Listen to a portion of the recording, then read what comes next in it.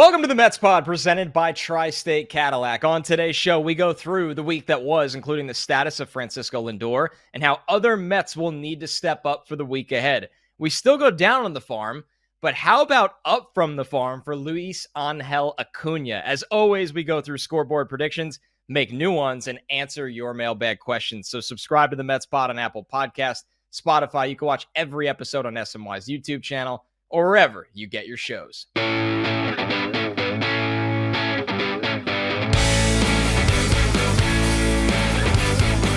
What's up, everybody? Welcome to the Mets Pod, presented by Tri-State Cadillac. Visit your Tri-State Cadillac dealer today and subscribe to the Mets Pod at Apple Podcasts, Spotify, or wherever you get your pods. If you'd like to drop us a review, drop us a mailbag question with that review. Watch us on YouTube and also ask mailbag questions in the comments under the show there as well. I'm your host, Connor Rogers, joined as always by my co-host, Joe DeMayo. And Joe, once again, a little Mets Mea Culpa. We're kind of sorry for Starling Marte. I think we were all collectively as a fan base frustrated after that eighth inning at bat. Listen, we all have loved Starling Marte as long as he's been a Met, but no matter what happens, whoever Met it was, when you get out in that kind of situation, you don't get a run home, everybody's screaming, yelling. And then thank you, Starling Marte, for walking off the Nationals, walking it off for the Mets against the Nationals in the 10th inning. So, Joe, some good vibes on today's show after an up and down series against the Phillies. That mea culpa is directly from me. Connor was fine. My problems were elsewhere. Your problems were elsewhere, but the angst gets to us all. And that eighth inning at bat, I was pretty close to a scream. I loudly was unhappy with what happened there, and may have said some things I regret, but nonetheless, he got the job done in the 10th inning, so all is forgiven. Starling Marte, you are fine in my book for at least a few more hours. Yeah, and listen, this is a Mets team that this game was kind of a microcosm of the state of the team right now, right, Joe? Where you look at it, you get another great outing from Sean Manaea. They can't get anything going against a younger starting pitcher, and you're just sitting there going, somebody, while Francisco Lindor is not playing, is going to have to find an answer. And credit to the Mets. They found a way to claw back, tie the game, and get it done in extra innings. A huge, huge appearance from Reed Garrett, right? I mean, you got to tip your cap to Reed Garrett to put them in that opportunity in the bottom of the 10th inning. And they find a way. It's not pretty, to be honest with you. There's been plenty of games this year like this against a team that you want to see the Mets handle and take care of business of. That's not pretty. But at the end of the day, a win is a win, and the Mets need wins right now in the worst way, especially on a night that the Braves lose 9-0 against the Dodgers, and the Mets go up a game in a wild card race that maybe even by the time you're listening to this thing can ping pong back and forth all the way till the Mets get down in Atlanta. Yeah, Sean Manaea, I mean, I don't know what else there is to say. He has rejuvenated his career. He's boosted his stock. Everything you want to talk about. When Sean Manaea takes the ball, I am confident that he's going to go 6 to 7 innings. He's going to give up 0 to 2 runs. And you couldn't have convinced me when the Mets signed Sean Manaea that that's how I'd be talking about him in September. And I probably was on the optimistic side when it came to, things that I think he could do. And, offensively, they're sputtering a little bit. There's no way around it. Brandon Nimmo struggled in the second half. Pete Alonso just has not had that streak. We've talked about it 100 times, it feels like, on this show. This is the week where Pete Alonso needs to get going. This is the week where Pete Alonso needs to get going, and he just hasn't gotten going. Again, I'll say it. This is the week where Pete Alonso has to get going. And Sean Manaea said it after the game last night. This is playoff baseball in the regular season. So while we certainly have to analyze each part of the game, and, JD Martinez doesn't exactly look particularly right either, while we have to analyze it, I'm looking at it much like playoff baseball, win in advance to the next day. So they managed to pull off a win. I would love to have beaten the Nationals on Monday night 8-1 and had my feet up and just relaxed and watched the Dodgers beat down Atlanta. But that's unfortunately not the way it's going to go, it sounds like. So just get ready for more tough games. And hey, we wanted a pennant race as Mets fans. We wanted to be in playoff contention. This angst and everything we're feeling, it comes with the territory. You're right, Joe. You'd rather be in this spot sweating out these games than the spot they were in last year. It's as simple as that. And it is so interesting. I do feel like we have this conversation every week, but it feels like it becomes magnified more and more each week as we're down to crunch time here where every single at bat matters. I mean, that's the state we're at right now. Every at bat matters so much. The Mets have done this largely, especially this recent stretch, without much from Pete Alonso, especially in September, as OPS is trending towards sub 700, without much from Brandon Nimmo. You brought up JD Martinez, that you start to get worried about an older player at this point of the season. And he's just have not much left in the tank right now. And then you kind of collide it with the fact that Francisco Lindor can carry them on any given night. And honestly, most of the time he does, it feels like, with Lindor. I mean, so we'll get into Lindor in just a second. And, what I was kind of wanted to show here, I mean, Lindor in July had a 941 OPS. In August, he had a 939. In September, he has a 936. The bottom line is Lindor is one of the best. We already know what he could do at shortstop as a Gold Glover, but he's one of the best bats in baseball for the last 3 months. And there's no replacing a guy like that in the lineup. But the Mets lineup should be good enough that they can hover a little above 500 without Francisco Lindor. And the problem is right now, and there's time for this to change, but at the end of the day, time is running out. We haven't gotten that from Pete Alonso. We haven't really had that kind of stretch. Nimmo had his moments earlier in the season, but we feel so far away from that, and we feel far away from it with JD Martinez as well. So let's talk about Lindor here. The good news is the MRI comes back clean. He could be out for 2 more days. He could be out for another week-ish, it feels like. What we do know, Joe, is Francisco Lindor wants to play every single inning of baseball that he possibly can. But this is also a situation that the Mets need to be really delicate with, because why would you thrust Lindor back into the series against the Nationals, right? I think that's something that you really need to be careful with when you know you're going to need him, if possible, for the Phillies. But even more so, we can't say it enough.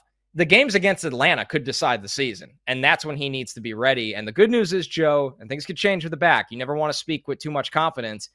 It sounds like the Mets avoided the worst here. For sure. It sounds like they avoided the worst. And Carlos Mendoza, in his media availability yesterday, was transparent. He said, I was expecting the worst. He thought he was going to get bad news. And they got good news. They got good news, obviously, from the MRI, or at least as good news as you could get. I know there was a lot of people just screaming spinal stenosis in David Wright's name. But according to Lindor, he expects to miss between 2 and 5 days, and he'll see how he feels. My philosophy yesterday on Monday was sit the National Series, and we'll see how you feel on Thursday. What's important is the Mets are in a stretch here where they obviously need to win every single game possible to make the playoffs. But the last thing you need to do, which is a tough line to toe for the organization, for Carlos Mendoza, is you can't get Francisco Lindor injured either, because let's say you put him in a day too early and he tweaks the back again, and then he's out for another week plus. Yeah. Then the season's over. So it's going to be interesting to see how they balance it. But all in all, good news, or this is good news as you could expect. And what it comes down to is other players need to step up. You talked about Pete Alonso. You talked about Brandon Nimmo and JD Martinez. But this goes to Jesse Winker. This goes to, Jose Iglesias has been Starling Marte. Starling Marte, Francisco Alvarez. And importantly, and we'll talk about him in more detail here in a minute, Luisangel Acuna should be playing shortstop every single day until Lindor's back. And maybe that's 1 more day or 2 more days. But Acuna needs to, go and do his thing at shortstop, get the opportunity that was given to him, and just bide your time until Francisco Lindor can get back in the lineup. Another little mini bit of good news through this really rough patch of bad news around Lindor, Joe, is that the Mets are home until September 24th. So you assume the 23rd is a travel day. Lindor, since the MRI came back, has a full week that you don't got to get on a plane, right? Like that's a big deal with the back injury for Lindor, because if it's the day before, they're supposed to leave for Atlanta and he doesn't feel 100%, I don't know if you could put him on that plane all the way down to Atlanta. That might not be, you might have to think about getting him right those next 3 days and then for the season ending series against Milwaukee. So we'll see how it responds. You bring up Acuna, which is, it's such an interesting point right now because it feels like the Mets internally aren't convinced that he's ready, right? And they kind of told you that a couple weeks ago. They were honest, like, he needs to play every day. He's not going to play every day up here. We wanted to keep him in Syracuse. The worst case happens. They bring up Acuna. Let's call it like it is, Joe. We don't expect Luisangel Acuna to come up here and hit 280 because he wasn't hitting like that in Syracuse, a hitter-friendly atmosphere. But I have the eye test, right? And this goes back to spring training when you and I got to watch him, but it showed up on the Citi Field Diamond, which is a little bit more important. This guy has a good glove in the infield, whether it's at shortstop or second base, and he is really fast. And honestly, if that's the floor right now for this young player, I'm really happy with that. I don't expect him to hit 280. And by the way, he had a couple hits the other night. So it's not like he looked lost at the plate. But the reality is with Acuna right now, he is probably a plus glove in the middle of your infield. And he's got the best speed on the team, it looks like, potentially. And if not, top 2, top 3 speed. So he could be much further away, Joe. And I've seen this story with the Mets before. I heard it with Michael Conforto for a long time. I heard it with Francisco Alvarez for a long time. They didn't play Mark Vientos when he came up here for God only knows why. I'm not saying Acuna needs to play every single day because I do think they like some of the speed off the bench in situations and the defense off the bench in situations. But I'm also already impressed, dare I say. He looks surprisingly comfortable, like comfortable at the plate, comfortable in the field. I mean, those late game situations, he's, in Monday's game, fielding those ground balls, those are high stress, high pressure. I know they're basic looking ground balls, but we've seen people boot basic looking ground balls before, and he knew to, check the runner and on the one where the guy went to third, he turned like he was about to throw, but didn't make a poor decision and threw to first. And that led to Diaz striking out the next batter and getting out the inning. Acuna has been, it's just a few at bats and a few innings in a game, but he looks like he belongs in the big leagues. And to your point, for the rest of the season, once Francisco Lindor is back in the lineup, ultimately, I think Acuna's spot is coming off the bench, being a pinch runner, helping with some late inning defense, where Iglesias could slide to third and Acuna goes to second, and you have him and Lindor up the middle. But this is a valuable piece for a team making a playoff push. And when you get into the playoffs, if the Mets are to get into the playoffs, having that late game pinch runner, you just have to think about Dave Roberts back in 2004 with the Red Sox. How many times have late game stolen bases decided playoff series? And Acuna has the ability to be that type of factor for the Mets if they are to be playing October baseball. Yeah, he had 57 steals in 2023. He had 40 before he was called up from Syracuse in 2024. Acuna can absolutely run. It's great to see the glove, play right away. There's no denying that. Let's just briefly kind of focus on what's ahead here for the Mets, Joe. I mean, obviously, you got 2 big games at home against the Nationals. You get the Phillies again.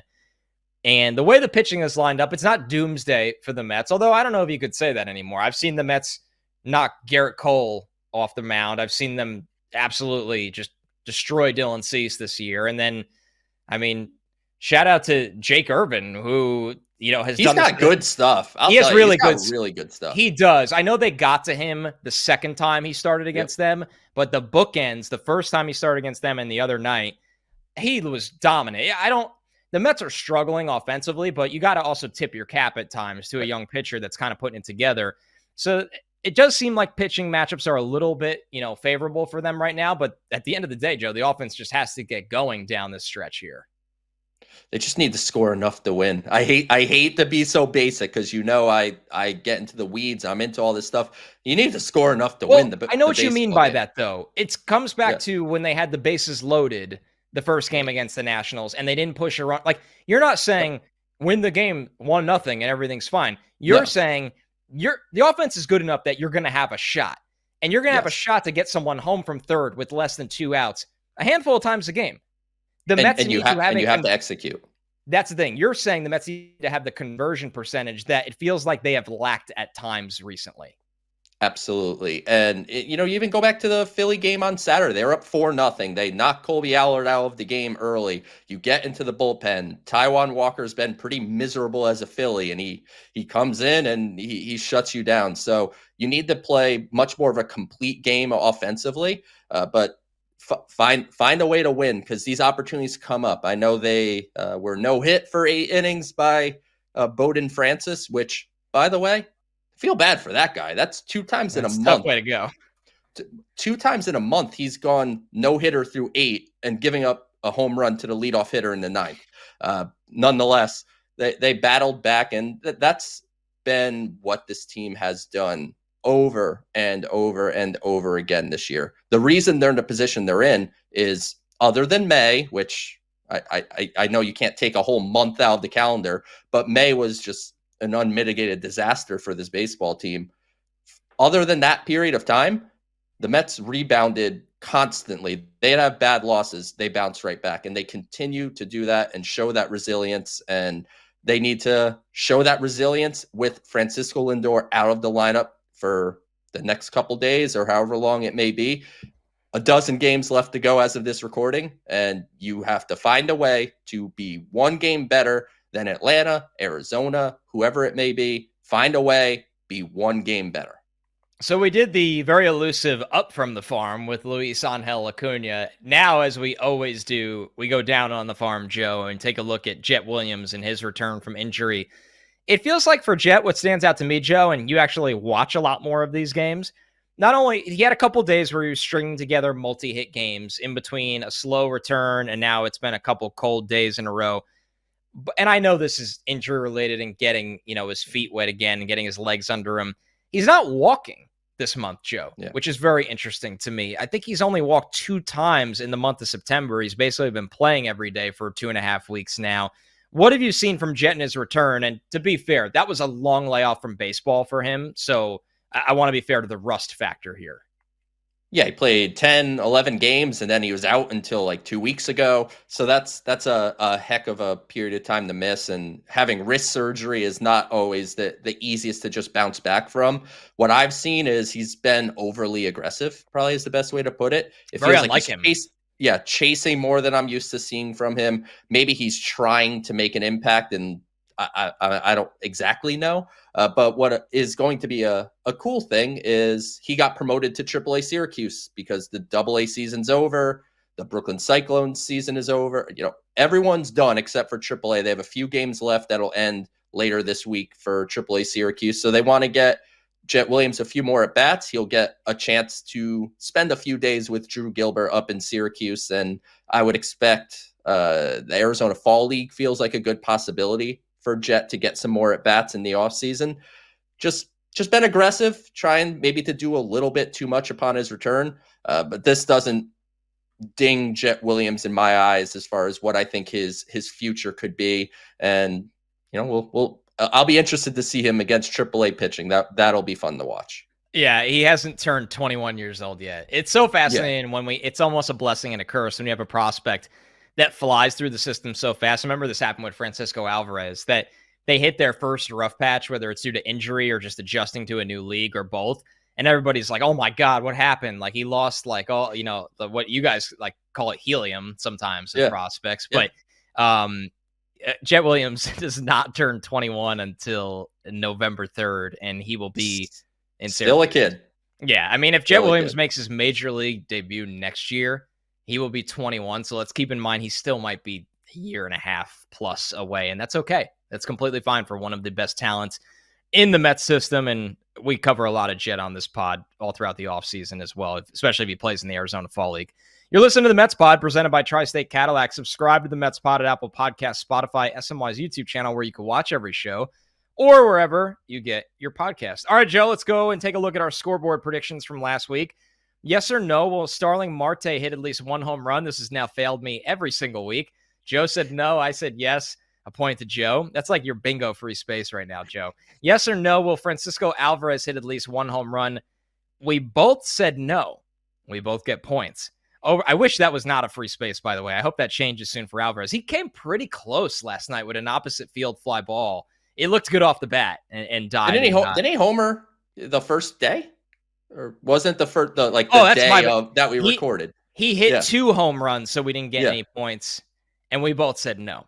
So and I think he homered the day of the day we recorded the podcast too. And killed our answers right away. Yeah. So Alvarez, there was a really long stretch with him where it just felt like you almost were wondering, is he actually healthy with some of the stuff he's dealt with without lack of power?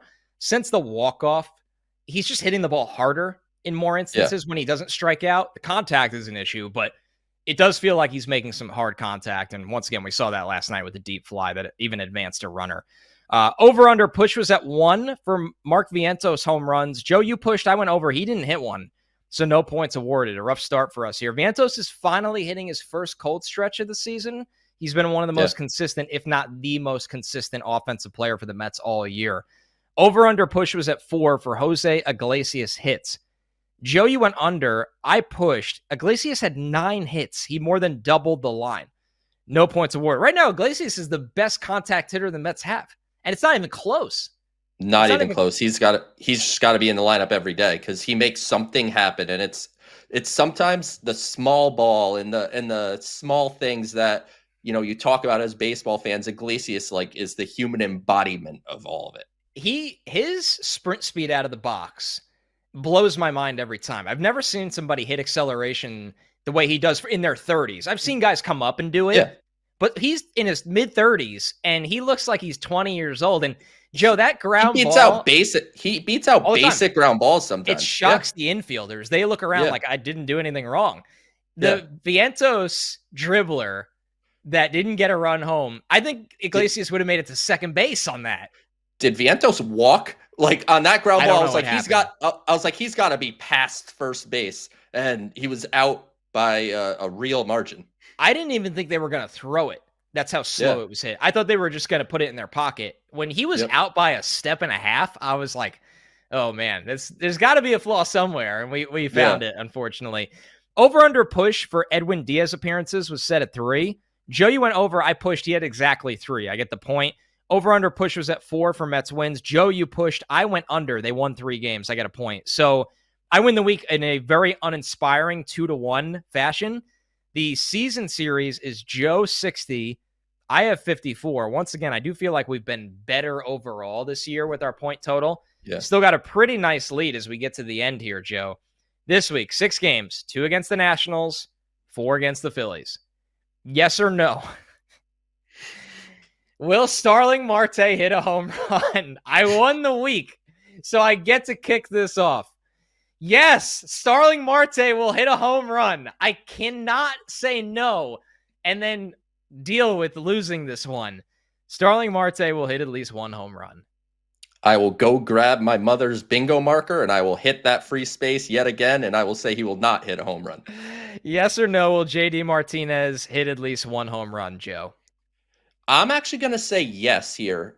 While he hasn't looked particularly good, he got robbed of that 1 home run in Philly. He hit two other ball. By the way, when that home run got robbed, I was like, Mets lost. That's it. Game over. And then 2 other balls kind of right up against the fence that would have been out in other ballparks. So I will say JD, even though his at-bats have been seemingly looking worse and worse. I feel like he gets into 1 to right center with 2 left-handed pitchers pitching for Washington over the next couple of days. So I will say yes for JD.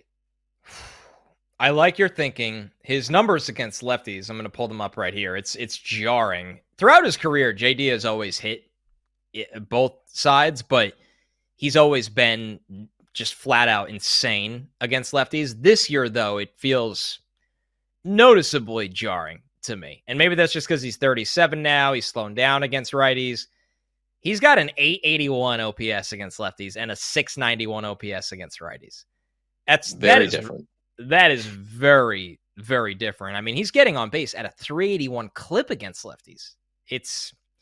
That's a big difference. I might even platoon him and Jesse Winker. I haven't even thought about it. I might even do that.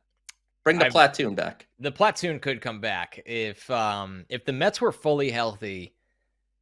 Yeah, it's possible. Because then the nice thing about that is if JD is really tiring out here, you could get him off his feet halfway through a Yeah. game. Like, say a lefty started the game, but a righty comes in. Okay, Winker's going to pinch hit for JD. JD was only up there for 2 plate appearances. Let's save him a little bit. He's 37 years old. I'm going to say no, but I like your thought process, Joe. I'm chasing some points here, and I do think he has at least one really good game against one of those lefties because he's just too good of a hitter naturally. But I'm not going to say yes to the home run. Over-under pushes at 1 for Pete Alonso home runs. I'll push here. I'll say 1 home run for Pete.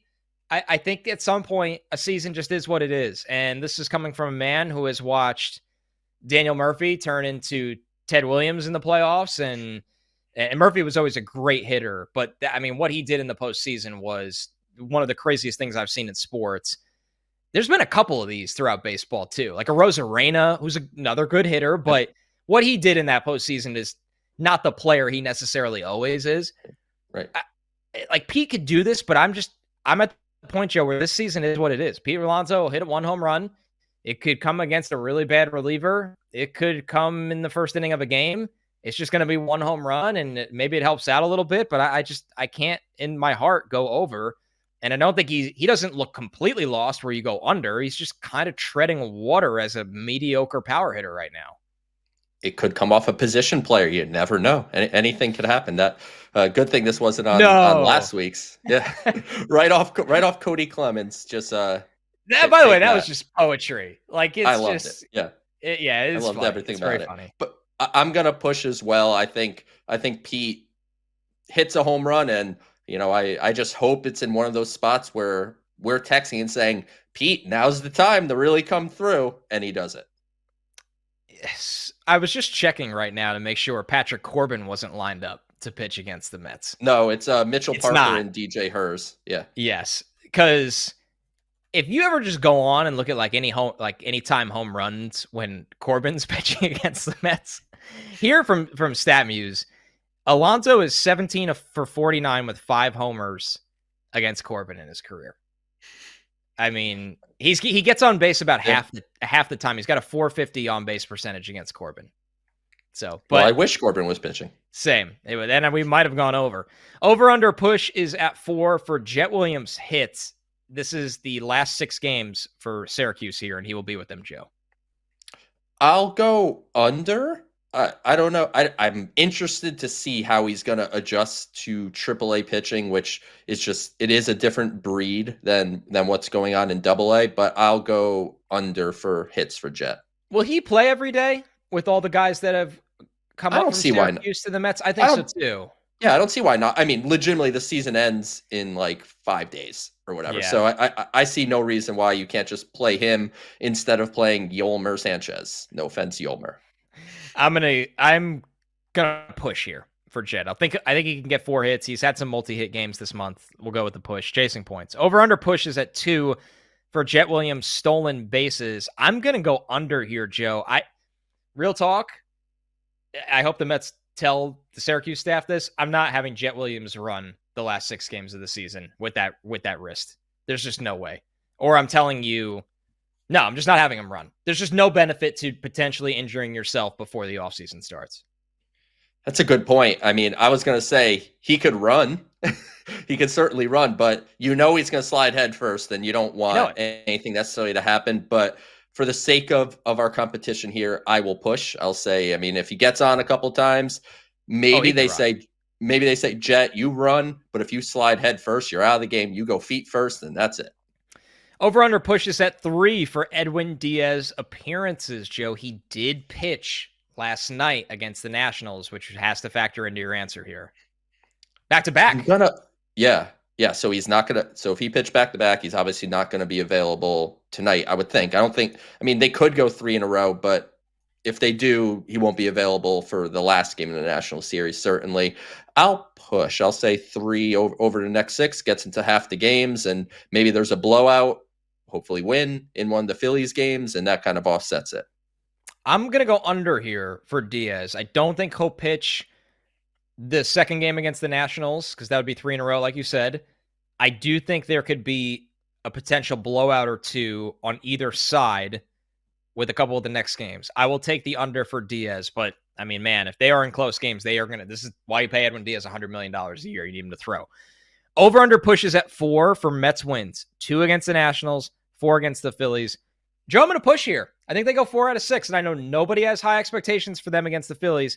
They could have won any of those games, by the way. They really let the second game get away from them. I think the Mets win 4 or 6 here. It's tough. So I always assume splits. 4-game sets, I assume a split one way or another. Especially with division rivals, it's just going to be 2-2. And in order to get 4, that means they have to sweep Washington, which they certainly can do.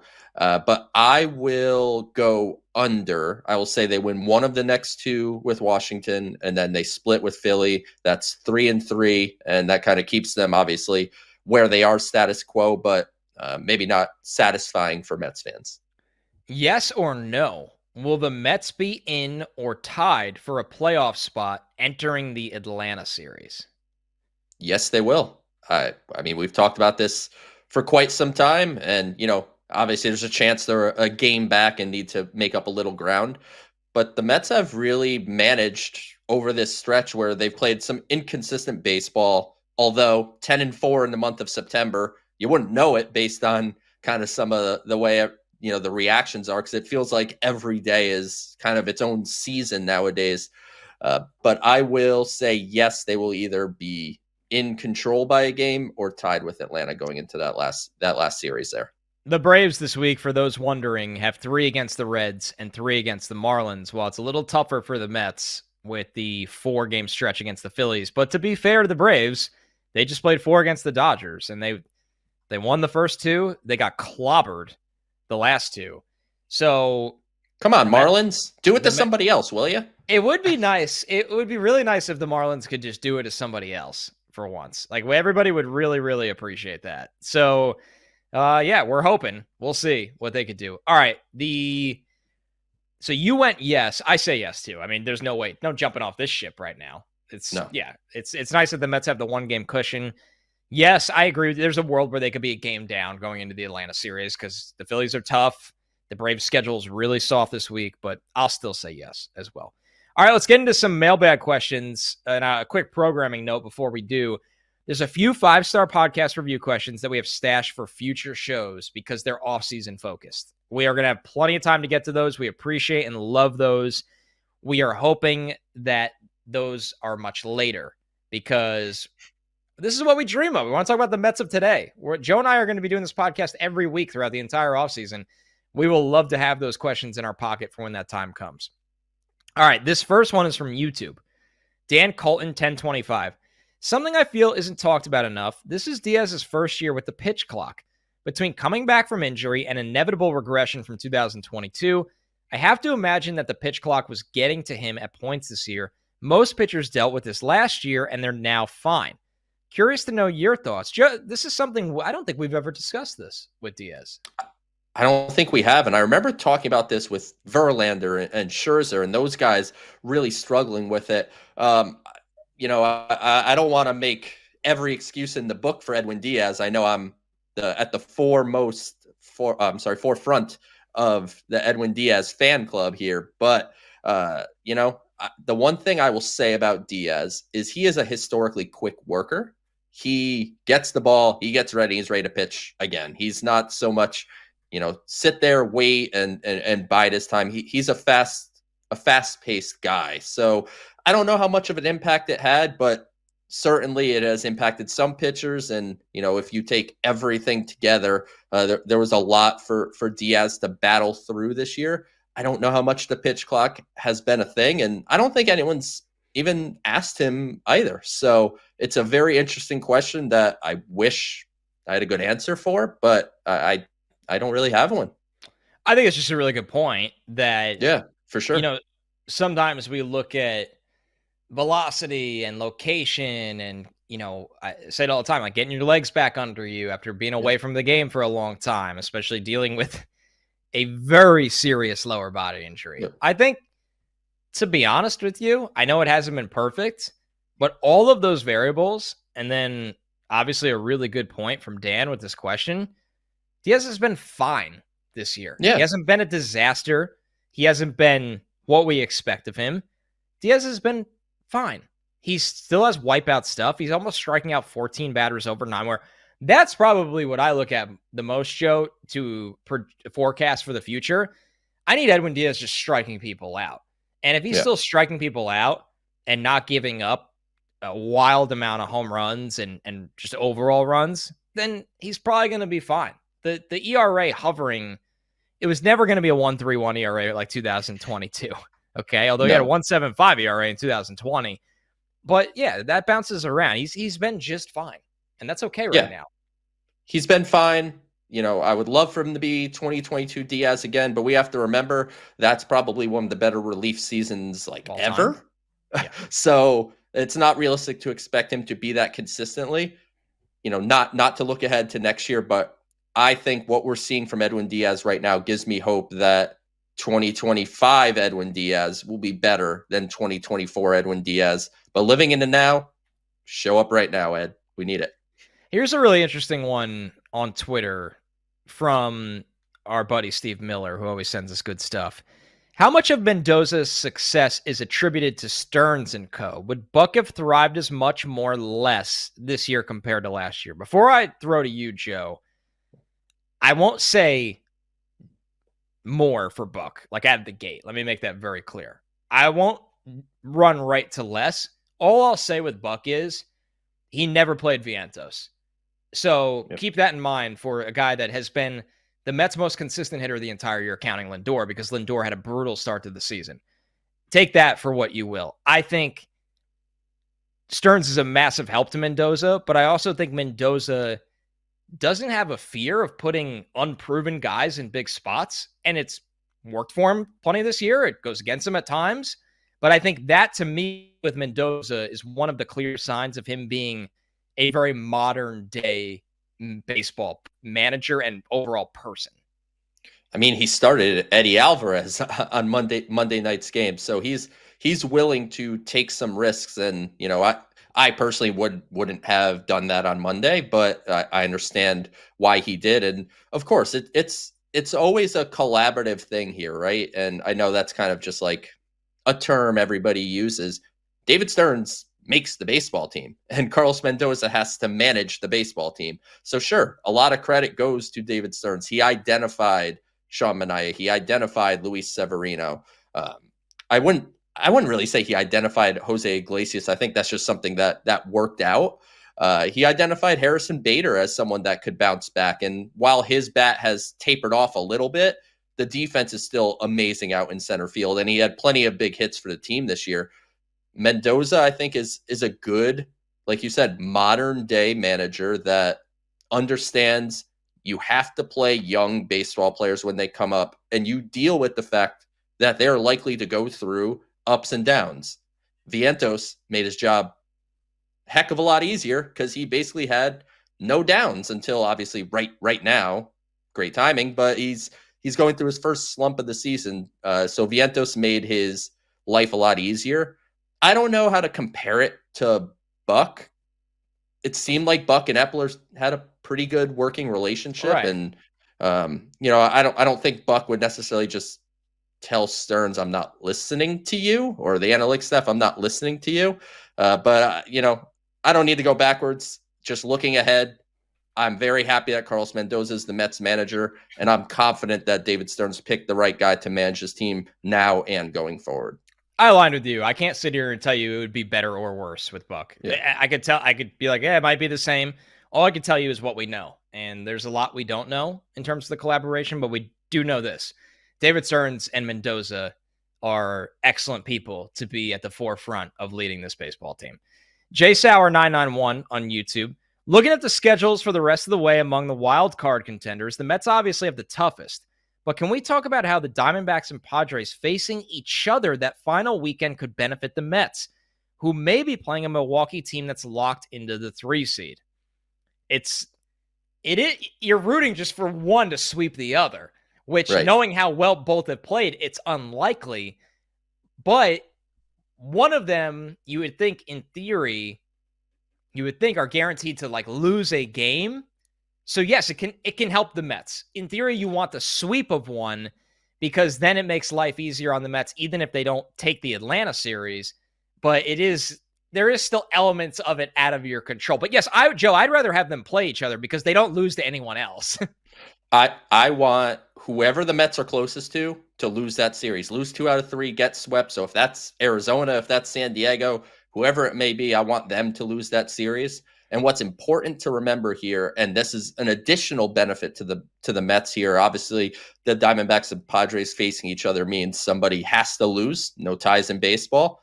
The Mets hold tiebreakers over both of those teams. Great call. So if after game 162, the Mets are tied with either of them, the Mets win that tiebreaker and take that spot in the playoffs. And the Atlanta tiebreaker is legitimately going to be decided in that Atlanta series. They have the same record against each other, so somebody needs to come out on top, and that's what's going to happen in that series in Atlanta. But having the tiebreaker, in a way, makes the Mets not a full game back of Arizona. It's kind of like half a game because, if they're even, the Mets take over that spot. But yeah, whoever's closest, so whether Arizona or San Diego, whichever one stays within the striking distance of the Mets, that's the team I want to get beat up in that last weekend of the season. And as that Jay Sauer here pointed out, the Mets facing Milwaukee, they could clinch the NL Central today. So they're going to play for is, it must be nice, but it's not easy for everybody. And if they clinch the Central, depending on what they're doing as far as battling for a second seed, they may be a little less motivated that last weekend. Well, my must be nice is that the second place team in the NL Central is the Cubs with 77 wins. The Mets would be like 5 games up in the NL Central right now to win the division. That's my must be nice. Very frustrating, but that's how life goes. As for the wild card, as we sit here and record, the Padres are at 86 wins. They are 3.5 games up on the Mets. But the Diamondbacks are only 1 game up on the Mets. So a lot can change in a week, but realistically, when those two teams run into each other, you're probably going to be rooting for the Padres to sweep the Diamondbacks, they've been a roller coaster. They're 4-6 in their last 10. The Mets and Padres are both 6-4 in their last 10. It's been hot and cold for Arizona this year.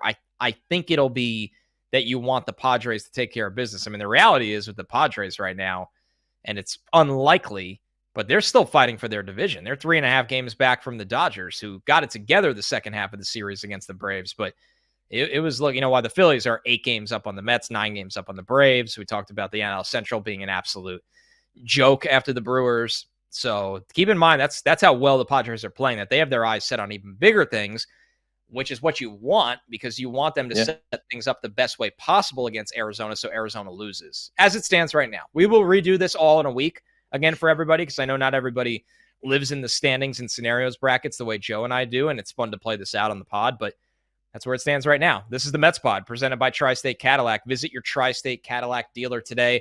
Remember to subscribe to the show at Apple Podcasts, Spotify, or wherever you get your podcasts. Leave us a review with a question, and we'll look for it for a future mailbag. And, of course, you can watch every episode on SNY's YouTube channel. Become a subscriber over there as well. Massive week, massive homestand for the Mets against the Nationals and in the Phillies. If you can, show up to the ballpark. I know it's not easy for everybody. It's not close to everybody, but a lot of variables. But if you can go to the ballpark, pack it out, root for the Mets during this pivotal stretch as they try to get into the postseason. Joe and I will be back with you next week.